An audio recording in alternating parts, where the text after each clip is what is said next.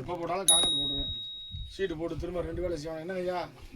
அதனால அடுத்து என்ன செய்யலாம்? திரும்ப லேபர் கருத்துக்களை சொல்லுங்க. ஒண்ணுக்கு டபுள் ஆகுது லேபர், பிரிக்கிற லேபர், வேஸ்ட் லேபர் எல்லாம். அதனால போன்றதை பண்றோம். எல்லாத்துக்கும் கருத்து சொன்னீங்கன்னா அதுக்கு தகுந்த மாதிரி எது சிறப்பா இருக்கோ அதை செஞ்சுக்கோங்க.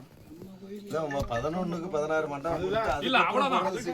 அதுக்கு பின்னாடி அப்புறம் எதை செஞ்சுக்கலாம்? அதுக்கப்புறம் நீங்க எஸ்டிமேட் பண்ணிக்கலாம். அதாவது இப்ப அடுத்து 16க்கு 11 போட்டுட்டு மண்டபம் போட்டுட்டு அது வந்து இப்ப அதுலயே ஒரு சிலர் கருத்து என்னன்னா கும்பாபிஷேக நேரத்துல வசூல் பண்ணோம்னா அப்புறம் கும்பாபிஷேக செலவுக்கு வேணும்ல, புழுக்கு அடிக்கிறத அந்த நேரத்துல பண்ணிக்கலாம். கும்பாபிஷேகத்தோட சேர்த்து அடிச்சிருவோங்கிற அது வரணும்.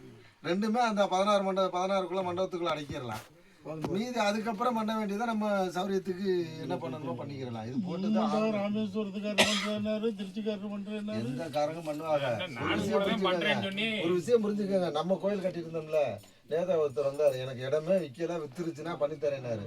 சரியா?